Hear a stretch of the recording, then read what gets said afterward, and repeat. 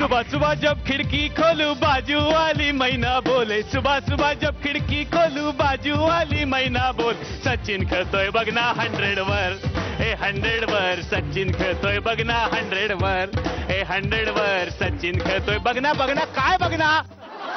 मी कसं बघायचं सचिनला खेळताना 100 वर? तुम्हाला सांगतो स्वप्नील सर, अश्विनी मॅम, सचिन तेंडुलकरचा मी पोपट आहे, तरी पण मला कधीच सचिन तेंडुलकर बघता आलं नाही. कसं बघणार मी त्याला? पिंजऱ्यामध्ये मला अटकून ठेवायचं आणि स्वतः जायचा मॅच खेळायला, कसं बघायचं मी त्याला? पण फायनली मी खूप खुश झालोय, कारण सचिन तेंडुलकर आता निवृत्त झालाय. त्याला मी आता फेस टू फेस बघू शकणार आहे. त्याला मी पहिल्यांदा कधी बघितलं माहितीये का? निवृत्तीनंतर सकाळी सकाळी एका माणसाने आपल्या बायकोसाठी आणि मुलांसाठी चहा बनवून आणला, तो त्याच्याकडून सांडला आणि तो बोलला आईला, तेव्हा कळलं अरे हाच सचिन तेंडुलकर म्हणून. तेव्हा मी त्याला पहिल्यांदा बघितला. पण आता खूप खुश आहे, कारण ज्याला आपण देव देव म्हणतो तो विठ्ठल साक्षात आमच्या समोर असणार आहे आणि आम्ही म्हणणार बोला पुंडलिक वरदेव हरी विठ्ठल श्री ज्ञानदेव तुकाराम. सगळ्यात महत्वाचं निवृत्तीनाथ महाराज की जय. नको रे, नको नको, निवृत्तीचं काय बोलू नको रे बाबा. मला एक सांग, सचिन तेंडुलकर इथेच राहतो ना? इथे राहतो काय? माझ्याच घरात राहतो. मी त्याच्या पिंजऱ्यात राहतो. कसं आहे ना, सचिन तेंडुलकर आमच्याच घरात राहतो, पण तो आता निवृत्त झालाय, आराम करतोय थोडासा. झालं, लागला का आराम करायला? हे काय वय आहे का त्याचं आराम करायचं? तेच त्याला सांगायला आले, आराम बिराम अजिबात करायचा नाही, मी सांगते म्हणाव. नाही, हे मी त्याला सांगेल, पण तो मला विचारेल ना की हे सांगणार आहे तुम्ही कोण म्हणून. मग अरे मी पण आत्ताच निवृत्त झाले. अच्छा. मंत्रालयात होते. अरे वा. ज्या दिवशी सचिनची मॅच होती ना त्याच दिवशी रिटायर झाले. अरे अख्खं मंत्रालय ओस पडलं होतं.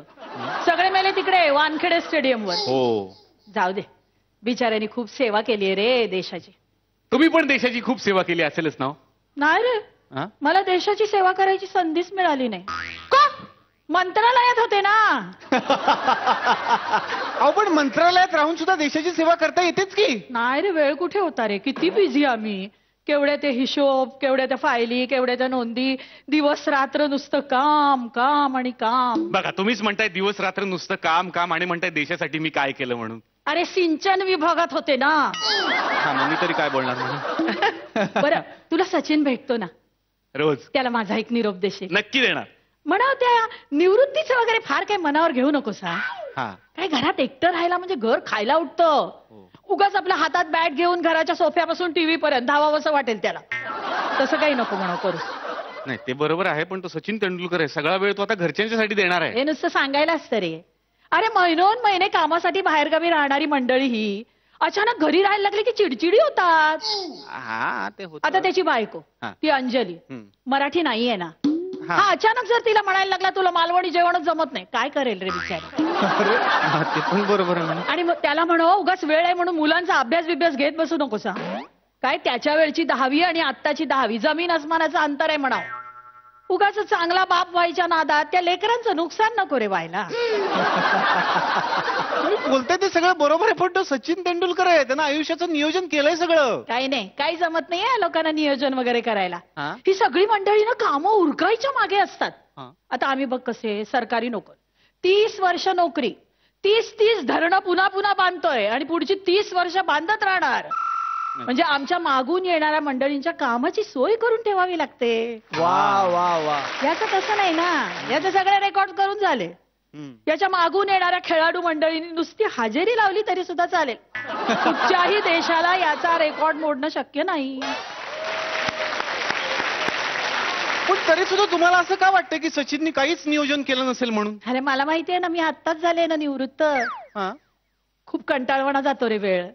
पण त्याला सांग वेळ जात नाही म्हणून त्या शिवाजी पार्कच्या कट्ट्यावर रिटायर्ड लोकांच्या बरोबर चकाटे भेटायला बसू नका.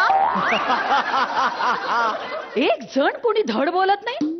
अरे परवाच एक जण म्हणाला मी निवृत्त झालो त्यावेळेला आमच्या बँकातल्या 2 बायका छानपैकी गळ्यात मंगळसूत्र न घालता डोक्याला कुंकू न लावता आल्या होत्या. केवढं दुःख झालं होतं त्यांना. आणि हा सचिन एकटी बायको रडत होती. काय मिळवलं त्यांनी? अरे काय काय बोलतात लोक, त्यांना वेळ कुठून मिळतो एवढं बोलायला? सचिनकडून काय काय अपेक्षा त्यांच्या? त्या लोकांचं काही खरं नाही रे, त्यांचं काही सांगू नको. मला ना काळजी वाटते ती या सचिनची. इतक्या लवकर रिटायर झालाय, हा टाइमपास कसा करेल? अरे आम्हाला तरी काय नातवंड आहेत ना टाइमपास करायला. याला नातू आणायचं कुठून? बरोबर मित्रमंडळी जमवून काही पत्ते बित्ते तरी खेळता येतात का त्याला? म्हणजे खेळाडू आहे म्हटल्यानंतर पत्ते बित्ते येत असतील बहुतेक. पण आमचं कसं सांग, नोकरी बरोबर 1000 उद्योग केले रे आम्ही. म्हणजे कुठे जाहीर सभेला जा, कुठे मंगळागौरीला जा, कुठे गाण्याच्या क्लासला जा. याचं तसं नाही ना. क्रिकेट शिवाय काही केलंच नाही रे आयुष्यात. बरोबर. म्हणजे उद्या जर याला कोणी सांगितलं आधार कार्ड काढ, तर शून्यावर आउट झाल्यासारखा चेहरा करून बघत बसेल. पण त्याला कशाला कोण म्हणेल आधार कार्ड काढ? अख्ख्या देशाचा आधार आहे तो. 2-2 मिनिटात कामं होतात त्याची. पुरे निवृत्त झाल्यावर काही खरं नाही. माझ्या मागे पुढे सुद्धा कित्येक नट मंडळी हिंडायची पूर्वी. तुझ्या मागे पुढे नट मंडळी म्हणजे मंत्रालयात होते ना, 10% ची कामं असायची. आता नाटकाचे 2 पास मागितले ना, 10 कारणं देतात, ती गोष्ट वेगळी. फार एकटे पण खायला उठतं रे. आणि हा सचिन तर मैदानात कायमचा बिझी. काय करेल रे बिचारा? तो भारतरत्न आहे आता. म्हणून काय झालं?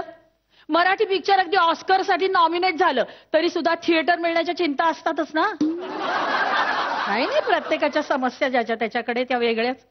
मला तो रोज सकाळी सचिन कोळणीशी पापलेटासाठी उज्जत घालताना दिसतो.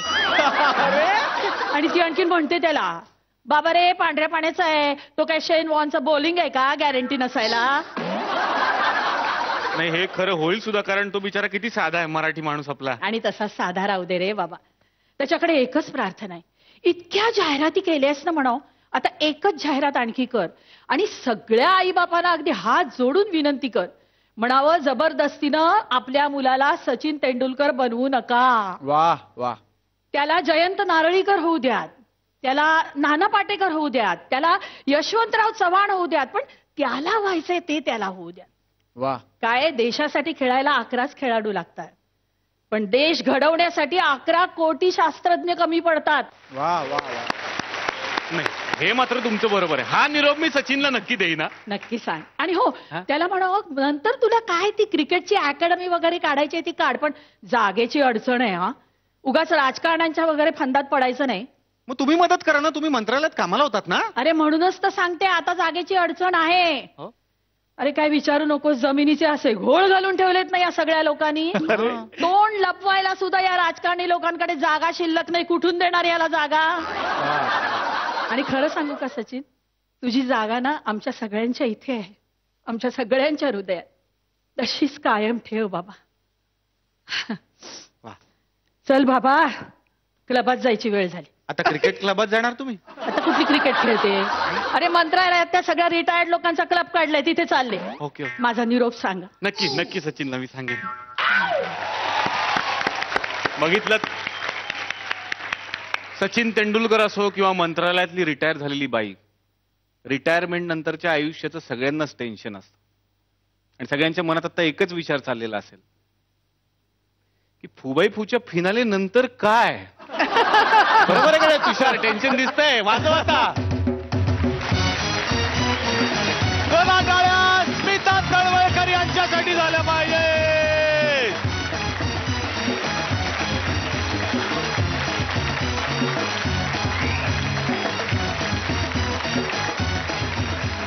वा वा वा. खूप मस्त वाटलं मॅडम की आज आपण या मंचावरती आलात आणि आमच्या बरोबर हा ऍक्ट सादर केलात. बघूयात ही रिटायरमेंट वाली पोपटपंची कशी वाटली आहे आमच्या परीक्षकांना. स्वप्नील सर. स्मिताताईंना आपण सगळे ज्या प्रकारे ओळखतो कि स्मिताताई जहां भी आती है, स्मिताताई जो भी करती है उसमें एक ही चीज होती है और वो है धमाका. तो let's have a blast for स्मिताताई.